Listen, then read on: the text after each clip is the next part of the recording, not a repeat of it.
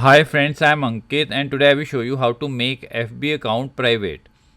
Friends, if you want to private your Facebook profile, then you need to open your Facebook app.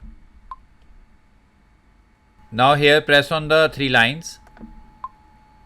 Now press on settings and privacy. Now press on settings. Now here scroll it little down and under audience and visibility you will find profile locking. Press on it. Now in the bottom you will find option to lock your profile.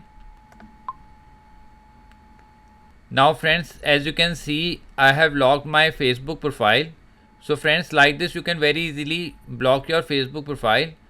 I hope you find this video useful. If you like the video, then press on like button and don't forget to subscribe our channel and press on bell icon to receive email notifications free of cost.